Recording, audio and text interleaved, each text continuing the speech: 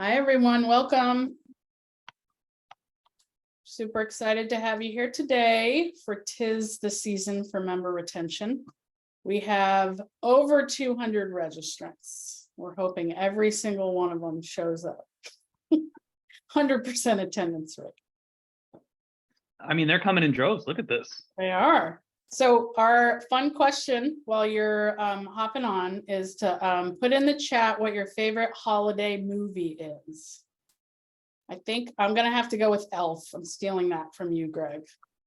I mean, that's okay. I'll use Die Hard as my favorite then. Elf and Die Hard are 1-2 for me. You got another Die Hard in here, Christmas Story. Christmas What about you, Vacation. Bill? Yeah. Home Alone. I said that right. Home before we go. Alone. Yeah, that's good. Love Actually is a Christmas movie. Okay, didn't know. Mhm. Add it to my list. Oh, Grinch. Oh, the Grinch. That's the new Grinch with Jim Carrey, right? Good one. Or the old Grinch. I guess both are good. Yeah. Oh, Lampoons. Oh, The man. animated Grinch is the best. That's the only Grinch, as far as I'm concerned. New Jim Carrey. Chelsea, come on. Bridget Jones is a Christmas. Haven't seen that. All right, we should have been more clear about the parameters for holiday movies, I think. Whatever you want to watch at the holiday time, it's up to you. Yeah, I guess that's true. I think Home Alone's getting on the playlist this year for sure. Yeah.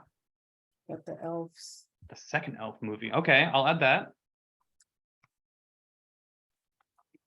What did I learn a minute ago? There's a new Christmas Story. A second one came out. There is a Yes, yeah. Christmas Story too with the original actor. Because I have not done any other research besides knowing that it exists.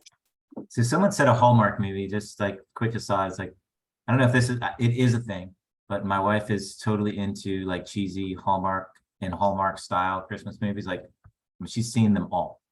Yeah. Like, Blank Christmas and, every sort of weird pun for Christmas or holidays at some romantic comedy things. She's seen them all. That is definitely a thing. My cousin's husband is obsessed with them, and he starts watching them way too early for my taste. I just can't with the Hallmark Channel. I'm with you, and you and me both. All right. So yeah, so All keep right. We will get going. We have a good amount of people on here. So thanks everyone for joining us. This is our last Analytics in Action webinar of the year. So it's a very hot topic. 'Tis the season for member retention. Today you have Greg and Bill here as usual. Greg's our VP of Sales for Association Analytics, and Bill is our SVP of Strategy and Solutions. So I'm going to turn it over to, actually, I don't know which one of you are kicking us off today. Greg, as usual. Greg. Live transcription service has been enabled. I can see a transcript of the recording if I turn it on. Awesome. That's fantastic. Thanks, Zoom meetings. So I'm Greg. I'm the Vice President of Sales here at Association Analytics. And for the last couple of weeks, I have been harassing membership professionals about all their tidbits related to renewals and retention, and putting together lots of insights on this. So I'm really excited to talk to you today about our data-driven approach to renewals and retention. I imagine some of you are doing some of these things, but I bet no one's doing all of these things. Hopefully we can have a great conversation in the chat with all of you today. We love to hear from you as we're going through this about how you're doing this. So we're going to start with our intros and polls. We always like to ask you questions and hang out to the end. We've got another poll we want you to participate in at the end. We'll try and get there timely. We're going to talk about a data-informed approach to membership retention. Obviously, Association Analytics, we want to talk about data and how we're going to use that in our process. We'll do some summaries, some key takeaways. We'll have some chat as we go through it, and everybody will have a good time. Who are we? We always like to cover this specifically when there's a lot of new people on the meetings. So we are Association Analytics. We are a software company exclusively focused on helping associations better love their data. And that could be everything from data governance, data quality issues. It could be helping centralize all your data, creating one version of truth, all the way down to predictive analytics, helping you better understand which members are going to renew or not. All right. So as Greg said, we usually get started with a poll. This one might look familiar to some of you. So the first poll question is, our association can easily calculate member retention and take action on the results. Hosts and panelists can't vote. That's probably good. Bill, I think we've asked this question before. Yeah, yeah. Interesting. I wonder if we'll get different answers. Yeah.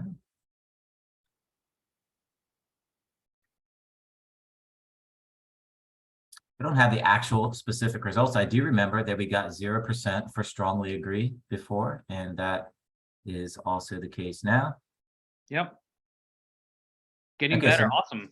Yeah, so Max said it's getting better, but he would have said disagree a few years ago. Okay, so let's go ahead and look at the results for the benefit of those that are watching on the recording. I'm going to read these out. So strongly disagree, 16%, disagree, 26%, neutral, neither agree nor disagree. Good to see that's the smallest one at just under 20%, and 40% of us agree, right? We can easily calculate member retention and we can take action, right? So we talked about before about a double barrel question and how we purposely did that, right? So maybe you say, well, we can calculate it, but we don't take action, right? Or we take action, but it's not very easy to calculate, right? So we purposely put those two things together. They're kind of closely related.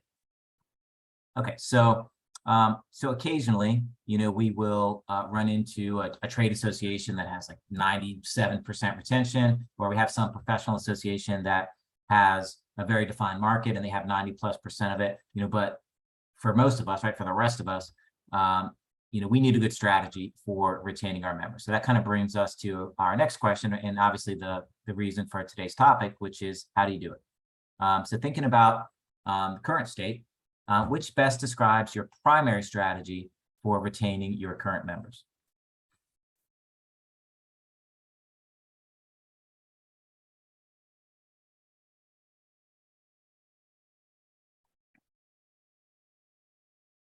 I like sticky products and services. We just have good stuff. I mean, they're coming back, right?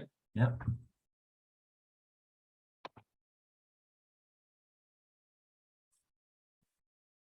This is interesting, right? Okay, so we have the vast majority, over 80%, are saying that they do it with renewal campaigns and communication, right? A few of us are doing it with sticky products and services. It's like Greg said, right? And it's like, hey, like people know what we offer, they like it, and they're coming back. Some of us rely on promotions and discounts. I don't think that's an awesome strategy, but good on you for being honest about that if that's your primary method. A couple of us say retention is not a focus. Now, for those of you that said that, it's only a couple. Did you say that because you don't need to focus on retention because you're one of those special ones that, you have that 90+% retention, or you have your market cornered effectively? Or is it just that you should be focusing on it, but you're not?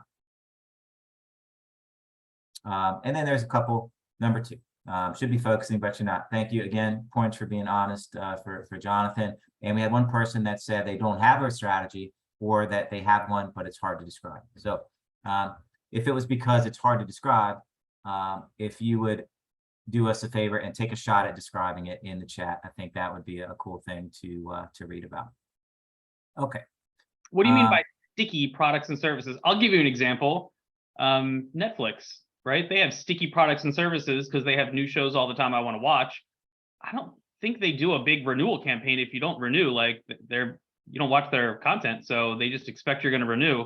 I think that's a good example of sticky products and services. Is literally every day members can't live without you. And I think it's hard for us as associations to create an experience where every day members can't live without you. That's probably the goal, but I bet that's hard to do. Yeah, so I'll give you a good example. I was talking to an association the other day, and their primary member benefit is that they aggregate data and they give it back to the members as a benefit. And that's really the only reason that they join, is to get access to quarterly updates on this very important data that they need to run their businesses, right? Every member needs that data. And so it's so sticky, they really don't market, because it's word of mouth. It's like people know that data exists, and if you want it, you join. And once you join, you typically stay. So, all right, they're not on this webinar today, right? Because they don't need to worry about that sort of strategy. But for those of us that do, we're going to give you some strategies, right? Some approach to use your data to drive this process, right? And we're going to look at retention from, I think, a perspective that's going to be new to a lot of us. So hopefully that's true, and we'll ask you at the end, and hopefully you'll agree with us. And of course, we boiled it down to a step-by-step process, as we very often try to do. So Greg, tell us how we're going to do this. Yeah, the step-by-step process is going to be using data. to help make decisions and to create a plan and to act on that plan and test and measure it. And throughout the process, we're going to be using what we know about our organization. We're going to be using some of the things we've done in the past that have worked, but we're going to be using data heavily to inform our strategy, right? I often wonder, if you're the new person at the organization doing membership retention, do you use the playbook that you got when you started? Do you build a new playbook, or do you sort of find some hybrid approach in the middle? We keep what works and we use data to help us inform the rest. And that's what we're going to do today. So we're going to calculate, right? If we don't know our retention rate, what it is today, we can't really create a plan on how to increase or decrease retention. So we've got to do that first. We're going to analyze the pool. And in talking about retention, we're going to talk a lot about this pool today, because our goal is to really create a plan on what we see in the pool. We're going to look into this pool and we're going to start to create dynamic segments. We're going to start to create populations that we think we can really attack. And then we're going to attack them and we're going to test it throughout the process, making sure we can find out what works. And when we figure out what works, we are going to automate it. Now, one thing we want to talk about today is an ROI-driven approach as well, right? We don't just want to say we're going to take, here's our approach and it's going to be successful. We want to think about, why are we taking this approach? If we're going to spend more time and effort on one population, why are we spending more time and effort on that specific population? Because that's going to help inform how much time and effort, how much money we spend trying to get them to renew or not. All right, awesome. Thanks, Greg. Okay, so first step is we have to calculate, right? So let's take a look at how we're going to do this. We've done a webinar that was sort of focused on this before. So Katrina, if you happen to have that handy, maybe you could drop that one in the chat. You could go back and take a look at it. We spend a little bit more time on this topic here, but quick question. We got a lot of participation, so I'm going to sort of take advantage of that. Does anyone calculate retention by doing something like taking the total members this year versus the total members last year? Right, and just put them on, make a fraction out of it, and you got your percentage. We got a lot of people on here. I'd be shocked if at least one or two associations weren't doing it that way. Somebody raised their hand out there. I see it. Yes, right. A few of us are doing it, more or less. Okay, so if you did that and your membership is growing year over year, then just by definition, you would have a retention rate that's greater than 100%. So if you don't take anything else away from today's session, just know that that's impossible, right? You can't retain more than 100% of your members. And the reason that's impossible is the only ones that you should really be considering are the ones that are up for renewal, right? So that leaves us with the formula like this. The count of renewed is just that. It's the number of unique members or memberships, right? We could do memberships instead of individuals. We just have to be consistent about it, where there's a renewal transaction in this term. And by term, it's usually the month, but I do know, and we'll talk about this later, some of us are doing renewals only once a year. So we have, we have calendar based. And so that's a little bit of a nuance, but essentially it's the same thing. And the renewal pool is the number of members or memberships that have an expiring membership in this term. So again, that usually means month. Okay, clear on that. So we take the number renewed, divide that by the number of people that are in the pool, or number of people or organizations, right? This works for trades as well. So that brings us to the next question. Well, who exactly is in the pool, right? And there's a couple of different ways of doing that. The green one in the middle is the recommended way, and that's by end date. So that just means, do you have a membership that has an end date or an expiration date in the current period? If you're, we're in December now. If my membership expires in December, I'm in the pool, right? There's a couple of other ways of doing it, but those kind of rely on having exactly 12-month terms, right? So if every term is exactly 12 months, then you can just say, well, whoever was a member 12 months ago, last December, and let's consider them the pool and see who renewed yes or no. So it's kind of a slight variation on that, but the idea is you want to do it by the transaction dates, and those most often are going to be coming from your AMS, right? So let's look at some key questions. So a lot of things I think about here when I think about who's in the pool, right? So are there specific members I should include or I should exclude from the pool? Bill, what are your thoughts on that? Yeah, so there's a couple. There's one big one that you don't want to overlook, and that's new members, right? So anyone that joined this year, they're not in the pool at all because their renewal hasn't come up yet, right? So that's the big problem with doing that members this year versus members last year at this time calculation, is that a lot of those not a lot, well, maybe a lot, right? But some of those members that are in this year's population have just joined, right? And they haven't had the opportunity yet to renew. Now, the other ones that you probably want to exclude are something like lifetime memberships or complimentary or emeritus, whatever it is, whatever categories you might have in your association that don't require me to actually renew, that once I reach them, I'm just a member forever. You want to exclude all of those from your pool.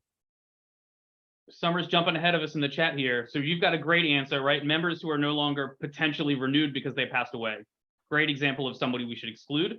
You also might have member categories that don't have the possibility of renewing. And we want to take them out of the pool as well, because that's going to change our actual retention number. So your association might not have it, but it might be lifetime members, right? Hey, you win this award and you make it to this age and you're a member for life and we're just going to keep you on the roster forever. Or you might have types of membership that renew differently, right? You might have people who get renewals every 2 years. Well, they don't count in this bucket because they're not up for renewal until next year. So there are different reasons that you might want to pull people out of the pool. Obviously, your association is different and unique here. So look at your membership types, look at your member definitions, and figure out how you're going to keep people in or how you're going to keep people out of the pool. Yeah. Now, sorry, Greg, just real quick. So Laura asked a question, why is start date not recommended? I mean, it's only because you might have 2-year memberships, or you might have something other than exactly a 12-month membership. But if all of your memberships are exactly 12 months, and especially if you're a calendar, based renewal, then using start date is essentially the same thing as using termination date, right? Because it's always exactly 12 months. So it's not that we don't recommend it. It's just that using the termination date works for everyone, whereas the start date only works in most, but not all the cases. Yeah. We also want to get into this idea of life cycle. So it's not necessarily you did or didn't renew. Are there other options for me out there? What if I renew 6 months later? What if I renew 2 years later? How does that work? Am I back in the pool? Did I come out of the pool? Yeah, I mean, for this, it's really just a matter of your definitions around that. So again, whole other webinar, which we have about data governance, you have to be clear on all of this. So things like grace period and your definition of renewed and reinstated and stuff like that, those matter. But for these purposes, we're talking strictly about renewals, right? I had a termination, and did I renew? Yes or no. So if you had reinstatements, that also happened in this month, regardless of when they terminated their membership in the past, you don't want to count them in your pool because that's going to skew your renewal results. I think our chat's on top of it today, and we've covered a bunch of these. So trade organizations, we count the member, not the members, right? The people don't count, the organization counts. And if we have hybrid membership, we just need to take that into consideration, that our total population of people, right, might be larger than our total population of members, because some of those people might roll up to an organizational membership. So this is another reason why we can't just take the number of people we have in our database and say that's our renewal count, because some of those people might get membership from their organization. So yeah. And Christy uses she uses accountability as kind of a proxy for kind of figuring out what that pool should be. I think that is that's a great way of doing it. The only exception to that would be is if you have if you wanted to count some complimentary membership in your pool, which probably you don't anyway. So I think that's in almost every case, that's going to be a really good proxy for all of this. all right, what are we doing next? So we got the retention numbers, we analyzed it. What are we doing now? All right. Yeah, so now we're going to do some analysis, right? We're clear on our retention, and now we have to slice and dice it a little bit. So this is, in my opinion, why it's so important to really figure out how we put that pool together. Because once I've put the pool together, I want to look in the pool and I want to see who's in there. And I want to try to start to segment people into different populations and into different buckets. So drop in the chat, when you look in your pool, what are the type of segments that you want to build? Because next we're going to start taking action on these segments, but we have to understand what they are, right? Is it when the member joined? Hey, they joined right before our annual conference. We have a good idea that they joined to go to the conference. Maybe that's when they renew, right? Or is it by tenure, right? If you're a first-year member, we think you're probably not going to renew at the same rate as 5-year members, so we treat you a little bit differently. Is it by how much revenue they spend? Hey, you spend $100,000 with us, we're going to treat you completely different than we treat members who spend $500 with us every year. So tell us, how do you look in your pool? What are the big segments and populations you see? And I see students, right? That's a great one. Why do we categorize them as students? Because tenure is hard to calculate. So if we have a student membership, we can do that. Target by practice area. That's a perfect way to segment people. Specifically, if your organization is lucky enough to say you're this type of nurse, we're going to renew you for this type of way, right? So there's a lot of good ways to start breaking people up and segmenting. But part of our goal here with looking in our pool is because we might want to determine that if you notice we've colored in some of our different groups with different percentages, our overall retention rate might be 81%. But what about specific segments? Bill, do we have any segments we're most concerned about here? Yeah, well, I mean, well, the yellow ones, right? I guess, right? They have the lowest retention rate in this group. There was a couple of good examples here. Students, right, is a common one, right? Because student memberships are free or nearly free, and then you ask them to start paying, or maybe maybe they don't all actually enter as a professional in that field. That's a possibility too. So the short answer is yes, right? That most definitely there are going to be populations that are more concerned than others.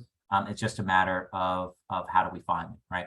And so one of the ways that we do that, and one of the ways that we label them is at-risk members, right? So we use these demographics and these behaviors and these dimensions to determine who are at-risk members. But then at-risk members are, in their own way, they're kind of a segment of their own as well. Okay. Also, the idea of retention rate isn't always a snapshot in time of what my retention rate is today. This number moves a lot. For some organizations, this actually moves monthly. Believe it or not, they have some really high months where retention rate goes way up, and then they have other months where retention rate's a lot lower. I'm looking at one specific member type here, my affiliate members, and it's hard to see in the filter panel, but I've put some filters on. I said only affiliate members in Arkansas, and only affiliate members who haven't done a specific behavior, which is participate in my online community. This is a huge at-risk population, right? It used to be 100%. Now it's all the way down to 40%. So as we're looking in the pool, we can see that the potential of the members in this one specific bucket are at risk. And I imagine Bill took lots of time with the filter panel, clicking around, looking for a specific at-risk member type. And you can do the same thing, either in your Excel spreadsheet, or if you have Acumen or an analytics tool in your system. But I don't want to do all this manually. Is there some sort of way we can automate this? Can we ask the computers for help? Yeah, great question. Yeah, so I was just lucky that it was Arkansas. If it was Wisconsin, it would have taken me a lot longer to figure this out. All right, so yeah, but the way that we can do it automatically is by looking at our predictive model. So if we have predictive models, right, this can take into consideration all those things we talked about, all those dimensions, like member type, like tenure, like behaviors, like demographics, and it can automatically determine for us the likelihood of any given member to renew or not. And then we can start to break our membership into different segments. However you do it, the goal is we don't want to treat everyone in the pool the same. We want to identify that some people in the pool have a significantly higher chance to renew, and other people in the pool have a significantly lower chance to renew. And we want to start treating those populations different. That's the key. Yep. So some of you that have joined us before, you've seen us put this graph up, and what we usually say is, hey, look, would you treat the people that are down there in the 5 or 10 or 15% deciles, would you treat them the same as the ones that are in the 85 and 95% from a marketing perspective, right? Would you send them the same renewal packets, right? The same messaging and all of that? And the answer, of course, is no, you wouldn't. But I want to introduce another nuance to this now. So within each one of those buckets, that really just speaks to their percent likelihood to renew, right? But within that bucket, within the people that are 45% likely to renew, there's lots of different types of members in there, right? And some of them are critical, right? Some of them are so important that it would be devastating to lose them, whereas others are just a number, right? They're just, you could replace them with another member and it wouldn't make that big a difference. So that's kind of the idea that we're trying to get at today, is that retention is not just a number, and it's not just an exercise where you blanket out this approach and you try, and of course you try to get as many as you can to come back, but some are more important than others, right? And the better you are at figuring out which ones those are, you can allocate those resources accordingly. Okay. So how do we do that? Is we're going to focus on value, right? And when I say value, it's not just spending, although that's a big part of it. I'm talking about the exchange of value that's taking place between the member and the association. So on the left side, they're the types of members that extract more value than they return, right? So they decide based on price, they sign up to the event just to get the discount, and then they lapse right after that. So they're kind of passive and they're disengaged.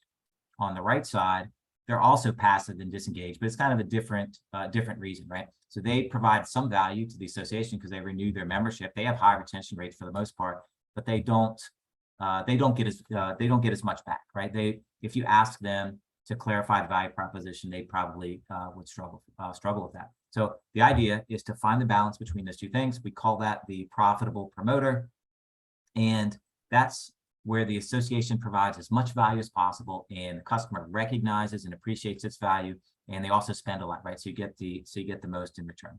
So if you wanted to think about that in terms of personas, and that's useful to do a lot of times, that profitable promoter is the one in the center. Kind of, you're hitting that sweet spot, between the exchange of value. On the left side, you have those types that they engage on a limited level, but it's kind of on their own terms, and their retention is up and down, right? So they're bargain hunters and what we call the on demand, right? Those are the ones that just like slip in right at the right time just to get something of value, and then they leave, right? They don't really believe in the mission. They don't see it as a big value. It was opportunistic, really, for them. And then on the other side, have two types, and you could name them whatever you want, but it's kind of like the mentor, which is probably somebody that used to be really active, but now they're in the retired stage or something. They just don't do much anymore. They still pay dues, or maybe they don't. Maybe they just continue in one of those free categories, retired or emeritus, whatever. And then this one is like, I think there's a lot more of these than we think about, right? These are the autopilots, right? So they pay their dues regularly. Maybe they have the company credit card that pays it or something, but they don't even really think about their relationship or their membership on a regular basis. It's just, it's valuable because they pay dues, but they're not really doing the other things that you want them to do, right? So the questions we should be asking are, which group do we want to grow? Obviously, we want a lot more of those profitable promoters. How do we know where an individual or org falls on that? And how do we identify what those high value groups are? And that, of course, is engagement score. So not going to do a whole thing on engagement score here, but the idea is the score is not just a tally of how much you spend and how many events you go to. It's your best effort at representing that exchange of value with the association. So just a couple weeks ago, we talked about the importance of a clear value proposition, like your products, your services, your content, your communications, and all of that, and how do your members interact with it. So engagement score and engagement tracking generally, that's how you develop your value proposition. And it's also how you continuously improve it and keep it relevant and compelling for your members going forward. So Greg's going to tell us a little bit more about that. I want to back up 1 second, though, because we talked about predictive analytics, which is a model that's going to predict who's going to renew or not. And we talked about engagement scoring. And I often find people confuse these. They say, well, if someone has a very low engagement score, they're not likely to renew or not. I say, well, maybe, but maybe they're an autopilot member and they never do anything and they renew every year and they pay their dues. And we just have to, send them the email and charge their credit card and life is good. That's why those models are different. But part of the reason we want to do this engagement score is we don't want to lose high value members. We want to say that the value they derive is somewhat equal to the level of effort we apply to get them to renew. And it may be spending, but wouldn't it be a big bummer if all of your mentors just left and didn't renew the association? That'd be huge. Or wouldn't it be terrible if all your keynote speakers for your annual conference didn't renew, right? How are we going to have a conference without speakers? So it's not just that they spend money with us, it's that they participate with us. And we can break these into 3 simple buckets. So here we've got people at the low end of our spectrum. They're interested, right? They're members. They clearly have joined, but they're not doing all those exciting things. Maybe they go to our website. Maybe they buy things occasionally. They're not opening our emails, right? They're not engaging at the same level other people are. So we'll call them interested. And then we'll move up to our next segment. We'll call them active. Membership isn't the primary thing they do with us. It's something they do, but they're spending money. They're participating. They're opening our emails. They're engaging in conversations in our community. They're going to our physical events. They're starting to volunteer, right? They're dipping their toe in the water and they're becoming more active. We think these people have a lot more value for the organization, and they're probably on the way up. They're probably on the way to becoming connected, which is our top level. These are our cream of the crop members. Now there's less of them, right? As we get to higher buckets, we have less and less people in each bucket. But boy, these are our most valuable members. These are MVPs. You know their name. You see them in the hallway and you know who they are. When they don't show up to the webinar, you're like, where is that person in the list? I didn't see them today, right? They're always here. What happened? Did they not get the message? Were they busy today? I'm going to call them later and find out what went on with that, right? If this member doesn't renew, it will be noticed and something happened. We messed up somewhere, right? So these connected people, we want to call our high value targets. They not only spend the most, but they contribute and we get the most benefit from them. So in our ROI analysis, we do keep track of you. On our ROI analysis, we're going to think that these people are high value people.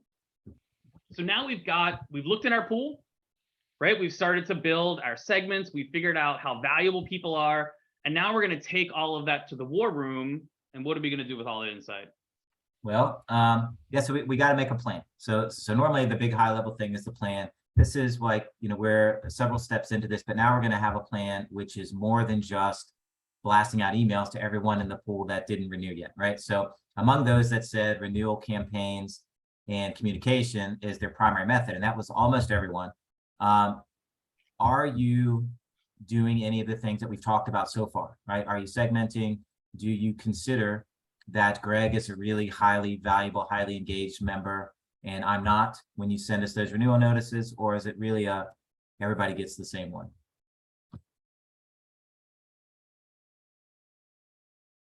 I think most of us are in everyone gets the same one category here. So so what we've been talking about and what we'll continue throughout the rest is that we want to be more thoughtful about that, right? So what if our approach can be different depending on our available resources, right? If you have a big staff, a big membership staff, and you and resource constraints are not as big a deal for you, then maybe you can put a lot of effort and a lot of resources into all your renewals, right? But most of us are in the position where we're doing more with less, right? So we don't necessarily want to or shouldn't be using the same channels, the same messaging, and the same amount of budget and the same amount of resources for every type of renewal, right? So don't think about renewal campaigns as just an expense. Think about them as an investment, right? So you want to direct that investment in places where the return is going to be the biggest, right? And so the question we should be asking then is, what is the return on investment for renewal?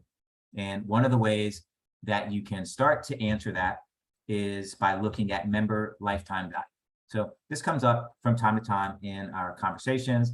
I have a feeling that it's something, it's like machine learning, it kind of gets talked about more than it gets used. So if anyone is using lifetime value, routinely as part of their calculations and their decision making, go ahead and jump in the chat and let us know and take credit for that. Right, so lifetime value, there's a couple different ways that you can calculate it, but it's essentially something like, the lifetime value is the average annual spend, right? So how much the member is going to spend times how long are they going to be there, right? So it's spending times tenure. And I want to add one other thing that doesn't get included often enough, and that is your cost, right? So when we look at lifetime value, we look at more of a net, right? So it's the spending minus your average cost, and then we multiply that by 10. And so the costs are, relatively the same, for all the, whether I'm a highly engaged member or not, that your cost is pretty much flat, right, across all the different members. And so the ones that utilize your products and services, the ones that are engaged, the return on them is much higher, right? Okay, so let's look at an example, and this is like a real thing that we do, right? And this is not for retention specifically. This is about looking at an investment in an analytics tool. And what we're trying to decide here is if it makes sense to spend $50,000 per year on an analytics solution, right? So I'm going to call your attention here to our current state, and we're going to have some input. And this is an Excel spreadsheet, right? We don't, most of our time we're spent telling you why you shouldn't use Excel. This is a really good way of reason to use Excel, right? So we're going to do a calculation, and we're going to say, okay, our association has 10,000 members, right? We have a retention rate that is 83%. And to answer someone's question earlier, do you use a blended rate even if you have a rate for different members. And yes, for most things, you use that blended rate, but you want to do the analysis and you want to know where those lower rates are, where those leaky buckets are, as Greg calls them. Okay, so 10,000 members, 83% rate. Our average spend is $500, right? Our average tenure is 4.5 years, and we acquire 1,850 members each year, right? So we're acquiring a few more than we're losing each year, and they spend $500, and their average cost is $350. Now, before anyone says, "Hey, Bill, we don't have all of these numbers," right? So this is what we call a directional insight. Even though it's a calculation, it's meant to be directional, and the reason it's directional is because you're not going to have exact numbers in every one of these boxes, and you will have to make some assumptions. Okay.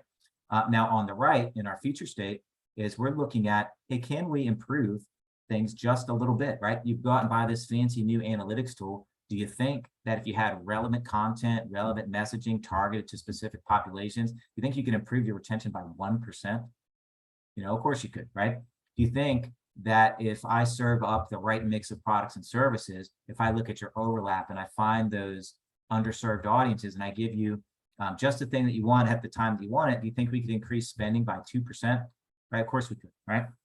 And then member acquisition, right? That's kind of a different pursuit in many ways, but you're still working on relevant products and services for your audience. You're still working at messaging. You still have ways to attract and to understand who they are, those engaged non-members with your analytics tools. So basically what we try to do is come up with some very, very conservative improvements that anybody would agree to, right? 1% retention, 2% annual spend, and 1% acquisition. Now on the bottom, anytime you buy a new tool, you're going to realize some efficiencies, right? So in this case, we have people looking at reports, we have people consuming reports, and we're going to save them some time, right? 50%, right? Your report prep, it's more like 100% in reality, right? Because almost all your reports come out of the box, right? Consumption, they're just easy to interpret and analyze. So we're just going to estimate that at 20%. Cost per hour would vary by association, but that's just an average. Okay.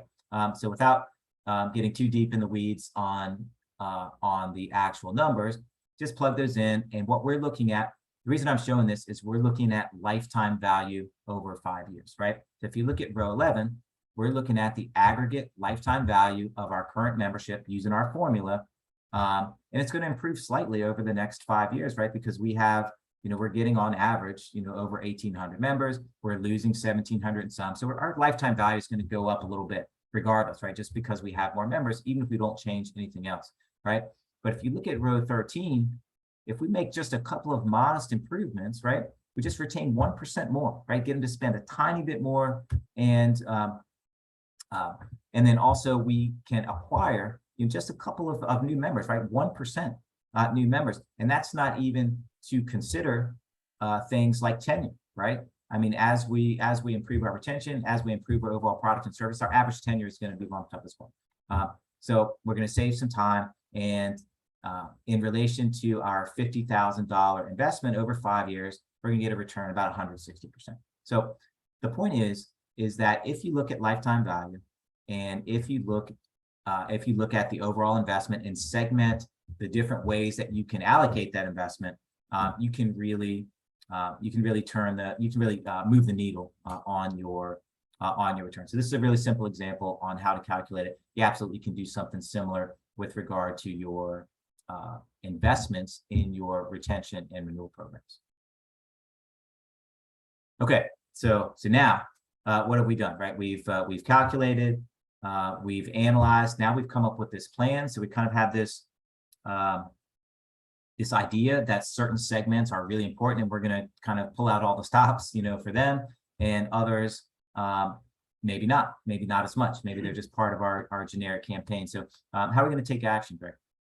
This is the most exciting part. We get to do stuff with all this data we've been crunching, all these numbers. We get to take action, and we get to create a data-informed marketing plan. I was reading the comments. A lot of you send the same message to everybody. And I think in the back of our mind, we feel that segmentation means we have 100 different segments. I have to write 50 different emails, templates for all these different personas and every different time you joined, and what your title was, and did you go to the conference or not. It's not that complicated. we just need to break it down into 2 or 3 different segments. And we need to apply more effort to those segments based on the ROI we're going to get by renewing them, right? So we talk about those people at the bottom. They're interested. They're the bargain hunters. Great. You're going to get the generic email. You're getting the thing we're already sending. Maybe we're going to send you 1 or 2 emails. Maybe we even have email automation set up and we're running you through some sort of cadence of emails. But I don't have to overthink that bucket, right? I'm going to get who I'm going to get. If I lose a couple people, I mean, it happens, right? People are going to not renew. That's part of life. But as we move up in lifetime value, we want to spend a little bit more time and effort focused on those people. So now we've got these active people. You've logged in, you've done stuff, you've participated, you're buying things, and we want to make sure you get renewed. Maybe we do some automated campaigns. Maybe we go crazy and we text message you, right? I actually was talking to somebody last week. She said they text message their members about renewals. They get a 20% return rate on text messages. Blew me away. I didn't think it was possible. Maybe you have a mobile app and you send them push notifications. Maybe you go old school and you mail them a physical thing that lets them know their renewals are up, right? So now we're taking and we're spending a little bit of money to get these people to renew because those text messages cost money, the physical mailers cost money. But the reason we're investing that money in this group of people is we feel that the return on getting them to renew is going to be a lot higher. So it's worth that extra spend for us. And then we get up to these connected people and it's a smaller group of people. And we can actually, everybody's on membership, right? We're going to start calling them. I'm going to call them. The staff are going to call them. We're going to have volunteers on the board reach out to some of these people.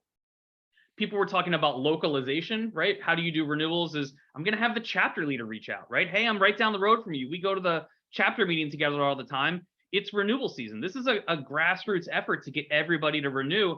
And it might even be like, hey, our board of directors is going to meet with that organization. We're going to sit down with the CEO of the manufacturing company, and we're going to tell them, hey, the reason you're renewing is because all of these people in your organization did all these things. It's going to take a whole day to drive out there and meet with the executive and present them the value. But when they renew, that's $1 million check they're writing, right? That's a way more high touch and effort, but it's worth a lot more than that member who pays, you know, the minimum $100 rate and renews every year but doesn't do anything. So when you look at it this way, it's no longer this arduous task of having to segment and pull all these populations and segments together.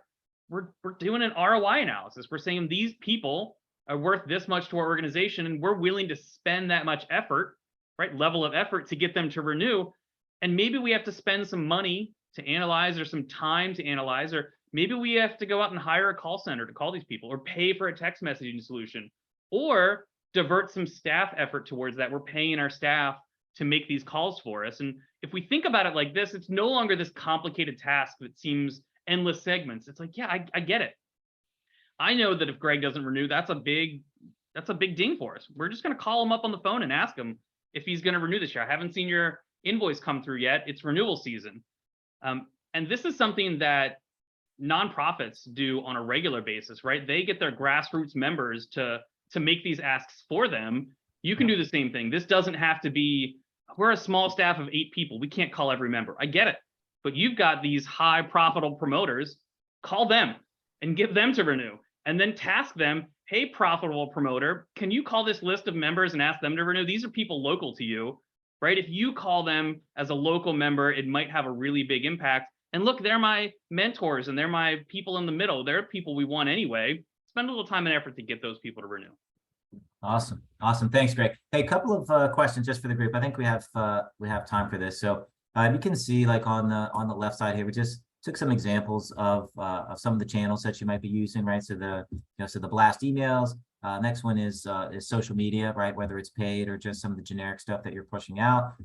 Text messaging, push notifications on your mobile apps. Direct mail. Yes, I did a marketing webinar the other day. It was focused specifically on marketers. There was several hundred people on there, and we asked the question. We said, well, look, most associations use web, social, and email, right? Those are the big 3. And we said, what other channels are you guys using? And we had about, I don't know, 25 or 30 people came in and said direct mail. And I don't think there was any other answer, right? So I'm curious with just for this group, how many are using direct mail? And if you are using it, do you mail to everyone, or do you try to segment because, you know, mailing is expensive? Right? And then the other question I had is, are there any other channels, right, besides what's here that we mail everyone, right, that people are using that. Yeah, so we mail invoices to everyone. So, right, so again, we could go into a rabbit hole with questions related to that. So my next question about that is, do most of you just mail invoices, or do you mail a packet, right? Do you take the opportunity to put some marketing around it to sort of remind me of the value proposition, to repitch the value of membership when you send out that information? We email, then mail, and then call. Okay, well, there you go. Tony's got it covered there. I think that was a great comment too. And we didn't put this in our presentation today, but like when we make this plan, it doesn't all happen on day one, right? We don't email them, call them, and send them a postcard all on day one. We might do this over a month or two, right? We might send everybody the email and we wait to see who renews or not. And based on that data we get back, we're only going to send postcards to the people who didn't renew within the first 2 weeks of receiving the email, right? Maybe they've gotten 3 emails already. And at that point, we want to execute our campaign to send them to them. Yeah. So I think that was actually a pretty interesting thing that came up there. All right, good. And then there was Max had a comment that was talking about if they've segmented, if they have a lot of segments or a lot of personas, then the messages could get diffused. And yes, that could happen. But I would say that even if you have a lot of personas, which I think is a good thing, you can, for the purposes of marketing, you could kind of combine them. And if you might have multiple personas that are kind of roughly in the interested group versus the active group versus the connected group. And then within that, there could be nuances based on preferences and interests and so forth that you could certainly acknowledge in your marketing. And if you're doing that, then you're ahead of most of us on there. So congrats on that. Okay. So cool. So this is, we could say a lot more about taking action, but essentially this is how you're going to execute all of those things that we decided on in our plan. And now once we've done that, we're going to test. And I'm talking here about just basically testing the effectiveness of those campaigns, those outreaches, and so forth.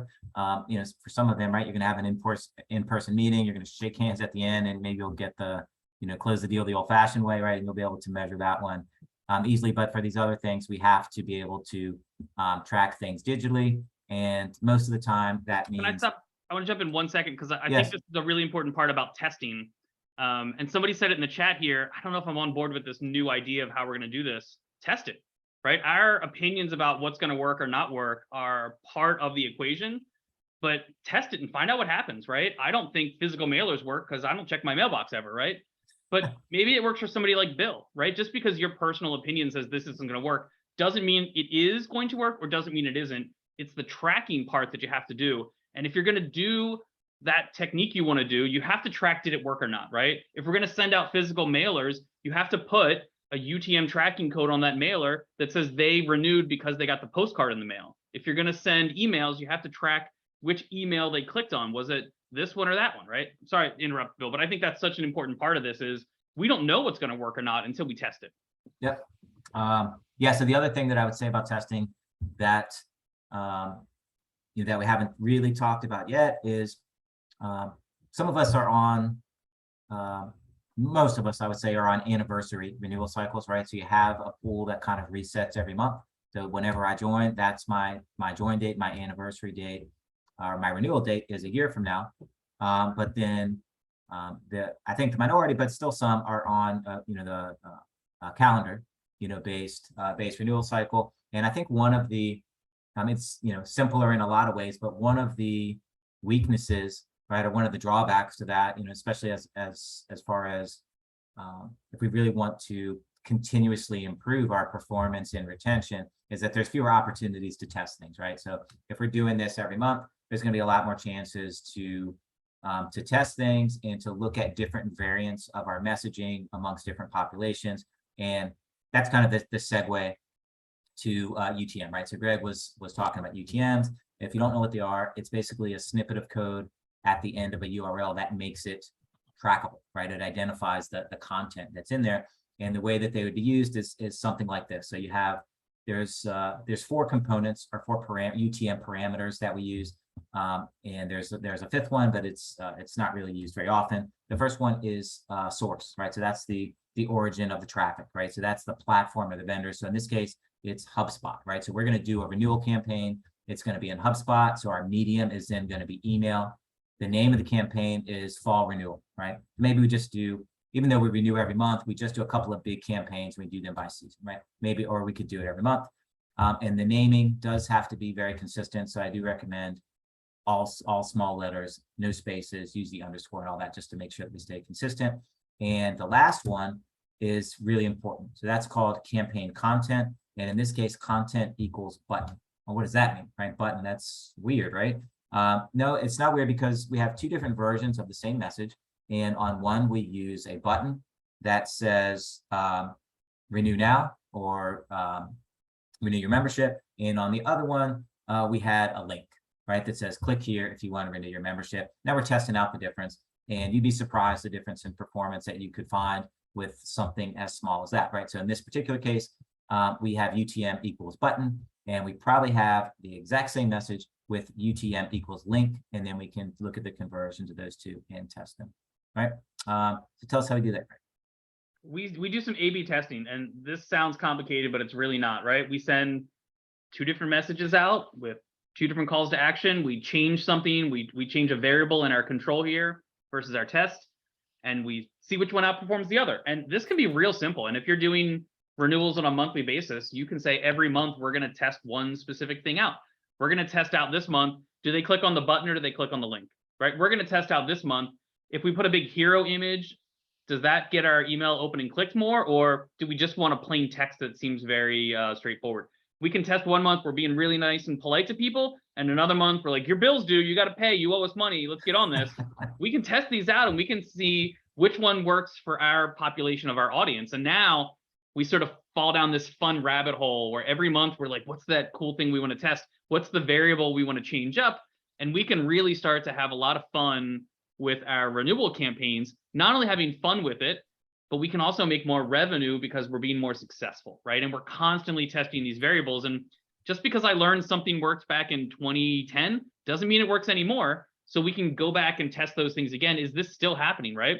Are members renewing on their smartphones now by just tapping the button versus they used to do it from their desktop? Well, that's going to change the way you might want to market to people. The old days with the email, it might have been a text link I clicked on. Nowadays on my smartphone, I want to tap on the big green I'm in button, right? And I think those are really important things. Now, you talked about this UTM tracking. Where do I get all that data? Where does that show up? Great question, Craig. That was a very sly segue there. I didn't even notice it. That was good work there. Okay, so look, how do we test all this stuff? Is we have to look at our conversion analysis, right? So at the macro level, we're just looking at changes in retention. And that's actually one way to look at conversions. It's more like, hey, we had this promotion and we got a lot of conversions, right? So that's, again, that's a directional insight. I think that's really good. It's going to work just fine in many cases, but probably most of us want to be more granular than that. We want to know which specific social messages, which specific emails are driving traffic to our site. And we want to know which ones get the actual conversions. We can monitor that, all of that in Google Analytics. I think most of us have that, and it won't surprise you to know that there's also a webinar about that we can also look at. Yeah. I was going to ask before, and I appreciate all of the great participation in the chat. Is anyone doing, or I shouldn't say is anyone, I'm sure some people are, who's doing A/B testing in their organization? We'll all virtually pat you on the back if you're doing that, right? Okay, so let's look at the last stage, right? We want to automate. We absolutely do not want to reinvent the wheel each time we do this, right? So we want to, at the very least, we can automate our processes for the campaigns once we see how effective they are, right? We can evaluate, even if it's a back of the napkin sort of analysis that we do each month, we get a sense for what works. We can automate, or at least try to automate parts of our list building in our marketing automation systems. And once we figure out what's working, then, you know, for the most part, it's rinse and repeat, at least for some period, right? I mean, it's not going to, you know, don't leave it on a rinse and repeat for 10 years, you know, but for the balance of this year, maybe that's something that could work. All right. So, but the other thing that you can do is, and you can do that with Excel, you can do that with your marketing system to a degree, but you can also go out and buy a brand new shiny analytics tool. And we sell one of those. It's called Acumen. And so I just want to take a quick minute to introduce a brand new product here, because I think this is relevant for this conversation. And it is called the Acumen Connector. And the idea here is all of those things that we do to create our list, right? We segment by behavior, we segment by demographics, we segment by member type and geography and all these sorts of things. And we get this very refined list that has certain characteristics, right? These are, or maybe we have a persona that's already built, right? And in order to get that persona, we have to check, 10 filters and segment certain ways. And so what Acumen Connector does, it allows us to store all those parameters and have an open API that allows your marketing system to consume it, right? I go to Acumen, I create my list, and I can send that with the click of a button to Informed or HubSpot or whatever it is that sends my emails. And I can do that without exporting and then re-uploading that list to my marketing system. Okay. And then more broadly, we can automate all of this stuff, right? So if we think about the steps to our data-informed approach, we have data aggregation and modeling, right? That's kind of the key to what any sort of repository does. Built-in retention calculations. Obviously, we're going to be able to filter by demographics and by behaviors. We have our predictive models come right out of the box. So you can identify those at-risk members. We have spending, right? We have tenure. We have all the things that you need to calculate lifetime value. We have engagement scoring, so that's going to help you plan out where you want to spend your most resources on your marketing plans. We have the connector, which we just talked about, that's going to help you take action, right, to execute all of those plans. And then, of course, we have marketing and web analytics that are going to help you test the results, right? So all the things that you need to take this data-informed approach to retention are kind of all under the same umbrella, right? All within the same product. And do you think that if you did all of those things, that you could improve your retention by 1%? I mean, of course, that's crazy. Of course you could. And we all know that that 1%, it's not just 1% for this year. It's it's over the lifetime of the members. So it's kind of a big deal. All right. So with that brief interruption for kind of a little bit of product placement, I'm going to hand it over to Greg to wrap us up. Can you go back one slide for me? I want to highlight one thing about this slide, and you said it, but I think people didn't hear it as well as you said it, which was automates last, right? That's the last step in our process. And this is really important. Imagine you run a factory and you have an automated arm that puts a little cap on a bottle and only 10% of the time it gets that cap on the bottle, and you automate it first, right? You're going to have all these bottles spilling oil everywhere, right? You got to test it first. So I imagine that the first step most people go to is automate, right? We'll take our existing strategy and we'll start automating it because it's going to save us time and effort. You might be automating the wrong process that has the wrong result, right? We put automation at the last part of our process because we don't know what we're going to automate until we get our test results back. And we don't know what we're testing until we take action. And we don't know how to act until we planned. And we didn't know how our plan should be done until we analyzed. And we didn't have anything to analyze until we calculated, right? So we took this data-informed approach, which was let the data we have speak to us. And somebody said, I don't have all that data, or my data is not clean in the chat. I saw you have data. Use what you have, right? Start off with what you have now and work yourself through this process. And you don't have to spend a month doing each one of these things. Each one of these items you could probably do in an hour or so to really build a smarter, better campaign that's going to be more successful. So let's wrap this up and learn what we learned. And then we'll give you some homework, what you can do next. So some simple things, right? Standardize the way you calculate retention. Make sure you're doing it the same way year over year, so you're getting the same results, so we can measure changes over time. And when you start to segment your population, realize that that top level retention number is important for a lot of things, but the breakdown of that retention number is where the insights are going to come for your action, right? Understand that just because someone renews doesn't mean they're all worth the same. The speaker, the volunteer, the mentor, the company that spends $1 million with you every year, their renewal is worth more than the people who don't. And it may sound bad, but like money makes the organization run, right? Reggie Henry says, no money, no mission. We've got to get those people to renew, to keep the lights on, to keep running our programming. So not all renewals are the same. Find the people who are highly valuable to your organization and the companies, and spend more time and effort on them. Track, test, learn, continuously test things out. I don't think that's going to work at all. Test it out, find out what happens or not, right? Maybe it does work. Maybe it doesn't work, and you can eliminate that from your strategy next time around. But you have data you're bringing to the table that says it doesn't work, not an opinion. Because when somebody new shows up, they're going to go, oh, we should test that thing out. And we did it last year. Here's the results, right?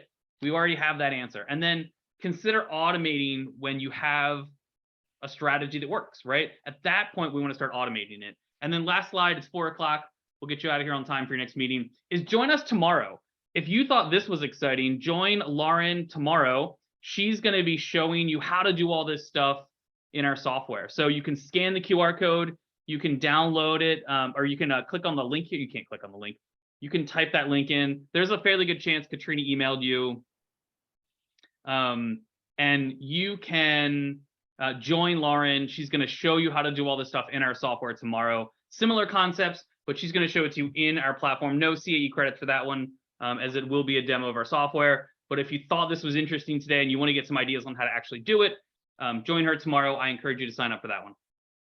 Yes, so that's a yes to Max's question. Did you all build Acumen? The answer is yes, we did. Yes. Right. So this is we actually took the poll out at the end. So we had one poll at the end for those of you that are still hanging out, and that was, what is your main priority for your association for 2023? And that's 2 reasons. One is just curiosity, and the other one is, you know, there's still spots open on the how-to calendar for 23. Yeah, we want to provide you the best possible content in our webinar series next year. You all have been here with us. We'd love to hear from you. What is your big priority next year? We'll put together a webinar about it. Gaining new younger members. Love it. That's a constant topic to talk about, and I have some very strong opinions of that. Storytelling with data. That's a perfect one. Awesome. Love it. More member retention. Sure. Anything specific about member retention you want us to talk about? Ooh, recruiting new members, not just retaining existing ones. Okay.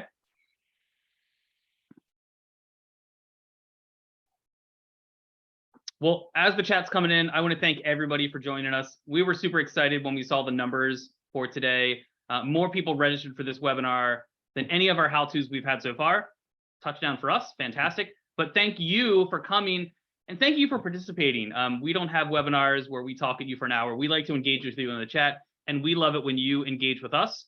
So give us your ideas here in the chat, and we'll make sure we put them on our list for tomorrow. Thank you all, our legends, for joining us and being so engaged in our webinar series this year. We're looking forward to doing it again next year. The slides will, I don't know if we send the slides out. I know we send a link to the recording.